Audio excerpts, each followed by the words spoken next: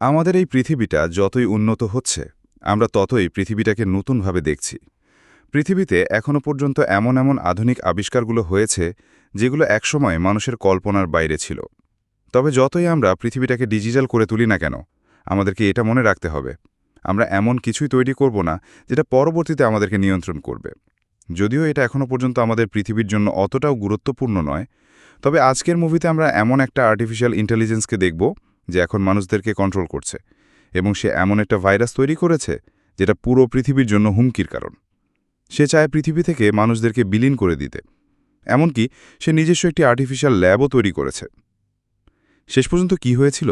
মানুষ কি তার পৃথিবীকে রক্ষা করতে পেরেছিল, নাকি সময়ের সাথে সাথে সবাই বিলীন হয়ে গেছে? সেই সব কিছুকে দেখব আজকের এই মুভিতে। যারা আমাদের ভিডিও নিয়মিত দেখেন কিন্তু এখনও চ্যানেলটিকে সাবস্ক্রাইব করেননি, কাইন্ডলি সাবস্ক্রাইব করে দেবেন। যদি ভিডিওটা ভালো লেগে থাকে অবশ্যই কমেন্ট করে জানাবেন। তো যাওয়া যাক মুভির স্টোরিতে। মুভিটি শুরু হয় এবং আমরা MI6-এর সদস্যদেরকে দেখি, যাদের কাছে ইনফো আসে ডিয়ন নামের একটি কোম্পানি, যাদের কাছে রয়েছে এমন একটি ভাইরাস যেটা এতটাই ভয়ঙ্কর পুরো পৃথিবীর জন্য হুমকি। যখন এই ভাইরাসটা মানুষের ভেতরে যায়, তার পুরো শরীর ধীরে ধীরে দুর্বল হতে পারে এবং সে একসময় মৃত্যুর দিকে এগিয়ে যায়। আর এই জন্যই MI6 যে করেই হোক না কেন ভাইরাসটাকে উদ্ধার করতে চায়। পরবর্তীতে আমরা তাদের একটি দক্ষ টিমকে দেখানো হয় যারা ওই ভাইরাস পর্যন্ত পৌঁছায়। আর এই পুরো টিমটাকে লিড করছিল হেটি। কিন্তু তারা যখন ওই ভাইরাসটাকে নিয়ে ফিরে আসছিল, তখনই আমাদেরকে ব্রিস্টনকে দেখানো হয়। যদি আমরা ব্রিস্টন সম্পর্কে বলি, আসলে সে একসময় পুরোপুরি মানুষ ছিল, কিন্তু তার উপরে এতগুলো এক্সপেরিমেন্ট করা হয়, তাকে এখন হিউম্যান রোবট বললেও ভুল হবে না। সে এতটাই ভয়ঙ্কর, তার সাথে সাধারণ মানুষের পেরে ওঠা একেবারেই অসম্ভব। সে এক এক করে সবাইকে মারতে থাকে। অন্যদিকে হ্যাটি যখন এগুলোকে দেখল, সে প্রচণ্ড ভয় পেয়ে যায়, কারণ সেটা ভালো করেই জানে ব্রিস্টন তাকেও মেরে ফেলবে। আর যদি কোনোভাবে ভাইরাসটা ব্রিস্টনের হাতে পড়ে, তাহলে পৃথিবীকে রক্ষা করা একেবারেই অসম্ভব। তাই এখন শুধুমাত্র একটাই পথ খোলা, তাকে এই ভাইরাসটাকে নিজের মধ্যে ইনজেক্ট করতে হবে। সে ঠিক এরকমটাই করে।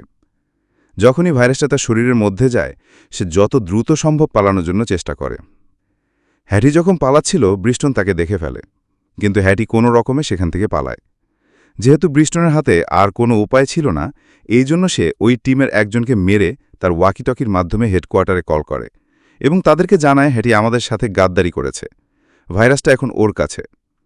এই জন্য MI6ও তার পেছনে পড়ে যায়। তখনই আমাদেরকে হবস এবং শাওকে দেখা হয়, যাদের ডেইলি রুটিন একেবারেই অদ্ভুত। একসময় তাদের দুজনের কাছেই কল আসে এবং তাদেরকে জানানো হয় অনেক ভয়ঙ্কর একটি ভাইরাস চুরি হয়ে গেছে, যেটার নাম হচ্ছে ইনসুফ্লেক। এটা যে করেই হোক উদ্ধার করতে হবে। পরবর্তীতে আমরা হবকে দেখি যে লস অ্যাঞ্জেলেসের একটি নাইট ক্লাবের ভেতরে যায়। তার সামনে যেই আসছিল, সে তাকে ভয়ঙ্করভাবে মারে এবং সবার থেকে ওই ভাইরাসটার ব্যাপারে জিজ্ঞাসা করে, কিন্তু কেউই বলতে পারছিল না ভাইরাস এখন কোথায়। অন্যদিকে আমরা শাওকে দেখি যে এখন লন্ডনে। সেও এখানে ভাইরাসটার বিষয়ে এমন এমন লোকদের কাছে জিজ্ঞাসাবাদ করছিল যারা বিভিন্ন বড় বড় ক্রাইমের সাথে জড়িত, কিন্তু কেউই বলতে পারছিল না ভাইরাসটা এখন কোথায়। অন্যদিকে আমরা হবকে দেখি, সে যখন একটি হোটেলের মধ্যে ছিল, তখন ভিক্টর নামের একটি CIA এজেন্ট তাকে ওই ভাইরাসটার বিষয়ে বিভিন্ন তথ্য দেয়, যেমন এর কীভাবে উদ্ধার করতে হবে এবং এটা কতটা ভয়ঙ্কর। যদি এই ভাইরাসটা কোনোভাবে পৃথিবীতে ছড়িয়ে পড়ে, তাহলে পৃথিবীতে যত দুর্বল লোকেরা রয়েছে, যাদের শরীরে ইমিউনিটি সিস্টেম কম, তারা মুহূর্তের ভেতরেই মারা যাবে। এই জন্যই MI6 আর সবচাইতে দক্ষ টিমটাকে পাঠিয়েছিল। কিন্তু যেই মেয়েটা ওই টিমটাকে লিড করছিল, সে আমাদেরকে ঠকায়। তাই আমার কাছে মনে হয় তোমার লন্ডনে যাওয়া উচিত। তুমি সেখানে এমন একজনকে পাবে যে তোমাকে সাহায্য করতে পারে। আর অন্যদিকে আমরা শাওকে দেখি যে তার মায়ের সঙ্গে দেখা করতে যায়। তার মা তাকে বলে, তুমি যখন পরবর্তীতে আসবে তোমার বোনকেও নিয়ে এসো, তাহলে আমি এখান থেকে বের হব। এভাবে সে যখন প্রিজন থেকে বের হয়, তখন আমরা একজন CIA এজেন্টকে দেখি যে তার সাথে দেখা করতে আসে। সে তাকে জানায়, তোমাকে এক্ষুনি আমাদের সাথে যেতে হবে এবং যত দ্রুত সম্ভব মিশনটাকে শেষ করতে হবে। তখন শাও তাকে জানায়, আমি আমার সর্বোচ্চ দিয়ে চেষ্টা করেছি, কিন্তু আমি এটার বিষয়ে তেমন কিছুই জানতে পারিনি, তাই আমার মনে হয় না এটা কোনোভাবে উদ্ধার করা সম্ভব। তখন এই লোকটি শাওকে হেটির ছবি দেখায়, আর এখান থেকে আমরা এটা জানতে পারি হেটি তারই ছোট বোন। তখনও এজেন্ট তাকে বলে, পুরো MI6 তার পেছনে, তাই যত দ্রুত সম্ভব তোমাকেই তাকে খুঁজতে হবে, কারণ যদি MI6 তাকে খুঁজে পায়, তাহলে তারা তার সাথে যা ইচ্ছা করতে পারে। তাই আমি চাই তুমি আগে ওকে খোঁজো, কারণ এটি একমাত্র মাধ্যম তোমার বোনকে বাঁচিয়ে রাখার। যেহেতু তার কাছে কোনো উপায় ছিল না, এই জন্য সেও রাজি হয়ে যায়। তখন এজেন্ট তাকে বলে তোমাকে এখন লন্ডনে যেতে হবে। এভাবে সে যখন লন্ডনে পৌঁছায় সে সেখানে হবসকে দেখে। তারা দুজন দুজনকে দেখে প্রচণ্ড চমকে যায় এবং একে অপরকে অকথ্য ভাষায় গালমন্দ করে। হবস তাকে বলে তোর সাথে কাজ করার থেকে ভালো একা একা কাজ করা। শাও ঠিক একই কথা বলে এবং সোজা বাইরের দিকে চলে যায়। তখন আমরা হবকে দেখি যে তার লোকদেরকে বলে তোমাদের প্রথম কাজ শহরের সবগুলো সিসিটিভি হ্যাক করা। এভাবেই তারা যখন বিভিন্ন এরিয়ার ফুটেজ চেক করছিল সে সেখানে হেটিকে দেখে। আর এভাবেই হব এটা জানতে পারে হেটি এখন কোথায়। আর অন্যদিকে আমরা হেটিকে দেখি যে তার পুরো লুকটা কি পাল্টে দিয়েছে। সে যখন রাস্তার মধ্যে ছিল তখনই সেখানে হবস আসে। হবস তাকে বলে তুমি এক্ষুনি আমার সাথে চলো, কিন্তু হেটি তার কোনো কথাই শুনছিল না। সে অনেকভাবে পালানোর চেষ্টা করে, এমনটি সে হবের উপরে হামলাও পর্যন্ত চালায়। কিন্তু এখানে আমরা হবকে দেখি যে হেটিকে একদমই আঘাত করে না, সে তাকে কোনো রকমের ডিফেন্স করে। আর অন্যদিকে আমরা শাওকে দেখি যে হেটির ঘর পর্যন্ত পৌঁছায়। সে পুরো ঘরটাকে তল্লাশি করে কিন্তু সে সেখানে কিছুই খুঁজে পায় না। তখনই আমরা বেশ কয়েকজন MI6-এর সদস্যদেরকে দেখি যারা শাওয়ের ওপরে অতর্ক হামলা চালায়। যেহেতু সে অনেক দক্ষ একজন ফাইটার, এই জন্য সে কোনো রকমে নিজেকে বাঁচায় এবং এক এক করে সবাইকে মারতে থাকে। অন্যদিকে আমরা হবকে দেখি যে হেটিকে তার অফিসের মধ্যে নিয়ে যায় এবং তাকে অনেকভাবে জিজ্ঞাসাবাদ করে, কিন্তু হেটি তাকে একদমই কিছু বলে না। এভাবে সে যখন তাকে জিজ্ঞাসাবাদ করছিল তখন হবের একজন সদস্য তাকে জানায় কেউ একজন আপনার সাথে ফোনে কথা বলতে চায়। হব যখনই কথা বলার জন্য যায় তখন আমরা হেটিকে দেখি যে ওই সদস্যের ওপরে অতর্কিত হামলা করে। এভাবে সে যখন তাকে মেরেই ফেলবে এবং সেখান থেকে পালানোর চেষ্টা করে হব তাকে দেখে ফেলে। হব যখনই তাকে আটকায় ঠিক তখনই সেখানে শাও চলে আসে।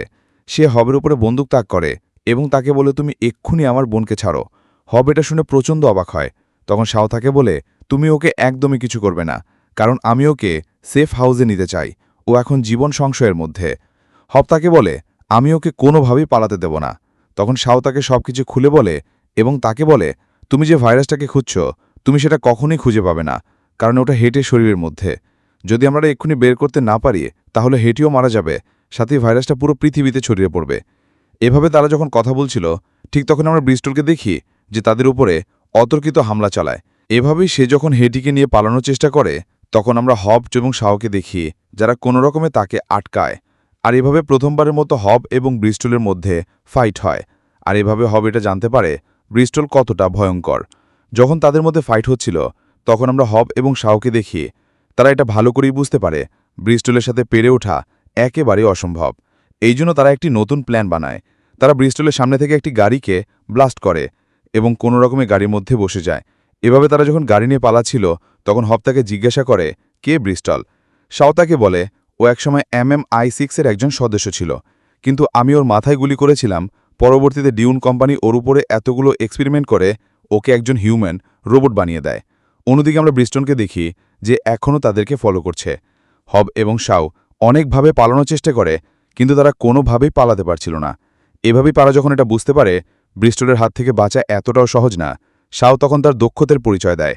আর এভাবেই তারা কোনো রকমে সেখান থেকে পালায়। কিছুক্ষণ পর আমরা ব্রিস্টনকে ডিউল হেডকোয়ার্টারে দেখি যেখানে তাকে আর্টিফিশিয়াল ইন্টেলিজেন্ট এটা বলে তোমাকে যেভাবেই হোক না কেন ভাইরাসটাকে উদ্ধার করতে হবে। আসলে ভাইরাসটা আবিষ্কার করার বড় একটি কারণ হচ্ছে তারা এই পৃথিবী থেকে দুর্বল লোকদেরকে চিরবিদায় করতে চায়, কারণ তারা যেমন পৃথিবীর জন্য কিছুই করছে না, অন্যদিকে পৃথিবীর বিভিন্ন জিনিস অপচয় করছে।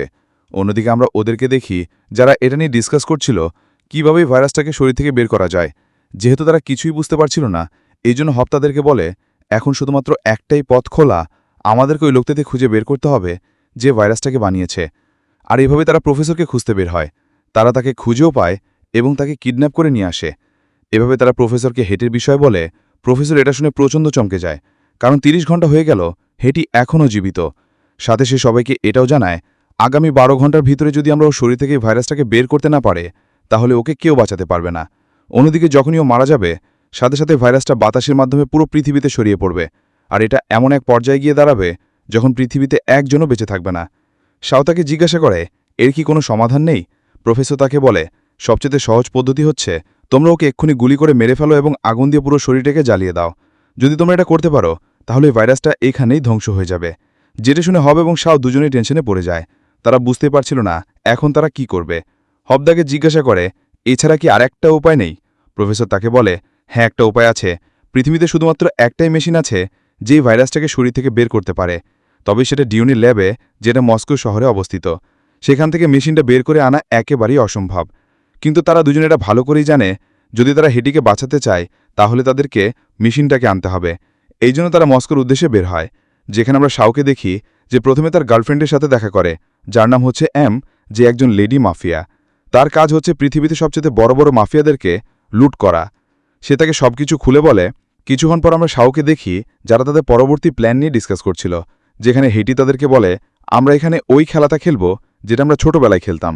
একজন সবাইকে অন্যমনস্ক করবে এবং আরেকজন আর এবার এই কাজটা করবে হেঁটে নিজেই। সে প্রথমে ল্যাবের ভেতরে যাবে এবং সবাইকে অন্যমনস্ক করার চেষ্টা করবে। যখনই তারা অন্যমনস্ক হবে, সবাই ওই ল্যাবের ভেতর প্রবেশ করবে এবং কোনো রকমে মেশিনটাকে বের করে নিয়ে আসবে। আর এই পুরো প্রসেসটার ভেতরে সবচেয়ে বড় ভূমিকা রাখবে এম, কারণ সেই প্রথমে তাকে ল্যাবের ভেতরে নিয়ে যাবে। আর এভাবেই তারা তাদের সবগুলো প্ল্যানকে বানায়, যেখানে আমরা এমকে দেখি যে হবস এবং শাওকে অনেক ভয়ঙ্কর কিছু হাতিয়ার দেয়। এভাবেই যখন রাত হয়, এম হেটিকে ব্রেস্টনের কাছে নিয়ে আসে।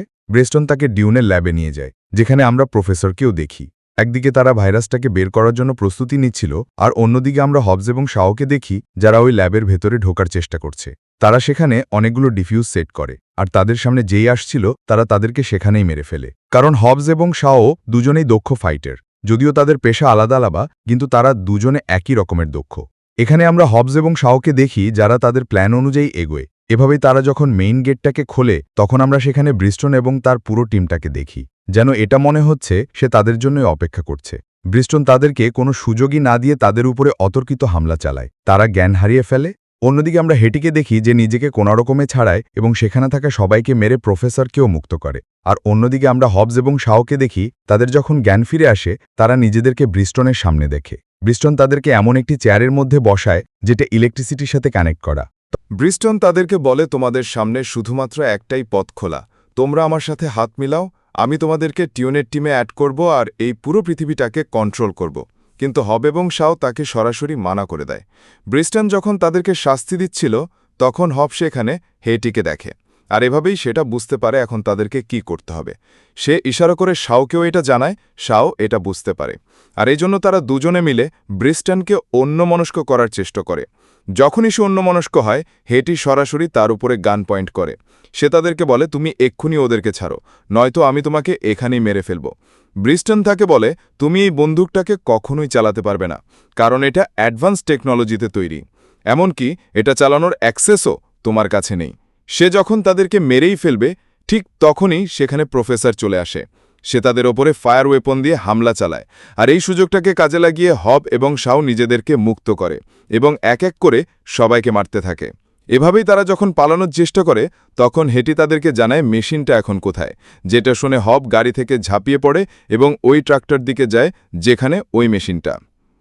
আর এদিকে আমরা শাওকে দেখি যে হেটিকে নিয়ে কোনো রকমে পালানোর চেষ্টা করছে। তবে এখানে আমরা ব্রিস্টনকে দেখি যে তাদেরকে এখনও পিছু করছে। সবাই যখন দেখল সে তাদেরকে কোনোভাবেই পিছু ছাড়ছে না, শাও হেটিকে হবের গাড়িতে যেতে বলে এবং সে হবকে বলে, তুমি ওকে যেভাবেই হোক রক্ষা করবে। যেখানে আমরা ব্রিস্টনকে দেখি সে যখন প্রায় হেটিকে ধরেই ফেলবে, হব তাকে কোনো রকমে রক্ষা করে, কিন্তু এরপরে সে হার মানে না, সে এখনও তাদেরকে ফলো করছে। তখন শাও হবকে বলে, আমি তোমার ট্রাকের ওপরে আসছি। সে গাড়িটাকে নিয়ে সোজা ট্রাকের ওপরে চলে যায়। কিছুক্ষণের মধ্যে ব্রিস্টনে সেখানে আসে, আর এভাবেই তাদের মধ্যে ভয়ঙ্কর একটি ফাইট শুরু হয়। কিন্তু এখানে আমরা হবদেরকে দেখি তারা কোনোভাবেই পেরে উঠছিল না। হব এবং শাও প্রচণ্ড আহত হয়। এভাবেই তারা যখন ফাইট করছিল, তখন আমরা একটি বিল্ডিংকে দেখি যেটা তাদের ওপরে ধসে পড়ে। কিন্তু হব এবং শাও কোনো রকমে নিজেদেরকে বাঁচায়, তবে ব্রিস্টন সেখানে চাপা পড়ে। আর এভাবেই তারা সেখান থেকে বেরিয়ে আসে। তারা যখনই বাইরে আসে, হেটি তাদেরকে জানায় ওই বিল্ডিংটার কিছু টুকরো মেশিনটার ওপরেও পড়েছে, এই জন্য মেশিনটা একেবারেই অকেজো হয়ে গেছে। যেহেতু তাদের কাছে আর কোনো অপশন ছিল না, এই জন্য হেটি তাদেরকে বলে, এখন শুধুমাত্র একটাই উপায় আছে, তোমরা আমাকে এখানেই মেরে ফেলো এবং আমার পুরো শরীরটাকে জ্বালিয়ে দাও, কারণ আমি যদি এই ভাইরাসটাতে মরি তাহলে পৃথিবীকে রক্ষা করা একেবারেই অসম্ভব। আমি চাই না কোনোভাবে এরকমটা হোক। কিন্তু শাও কোনোভাবে এরকমটা করতে চায় না। তখন হব তাদেরকে জানায়, এখন শুধুমাত্র একটাই পথ খোলা, আমাদেরকে যে করেই হোক না কেন মেশিনটাকে ঠিক করতে হবে। আর আমি এমন একজনকে জানি যে এটা করতে পারে।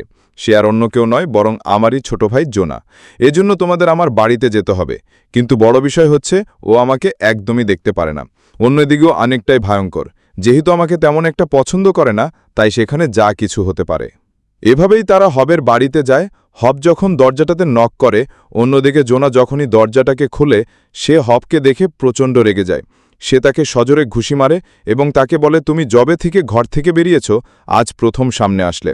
এভাবে সে যখন তার সাথে তর্ক করছিল, তখন আমরা হবের মাকে দেখি যে জোনার ওপরে জুতো ছুঁড়ে মারে এবং তাকে বলে, তোমার ভাইকে সম্মান করা উচিত। যেহেতু সে ফিরে এসেছে, তাই সে আমাদের থেকে যে কোনো সাহায্য চাইতে পারে। এভাবেই হব জোনা এবং তার মাকে সবকিছু খুলে বলে, কিন্তু জোনা হবকে কোনো রকম সাহায্য করতে চাইছিল না।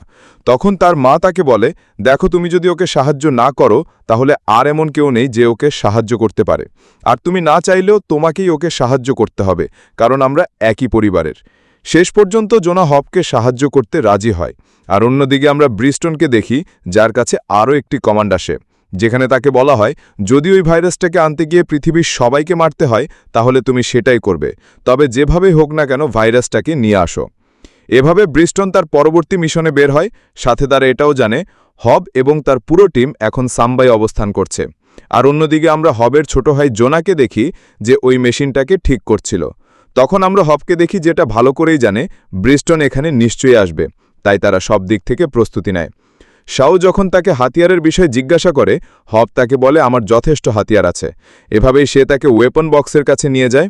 পরবর্তীতে সে যখন ওই বক্সটাকে খোলে, তখন আমরা সেখানে একটাও ওয়েপন দেখি না।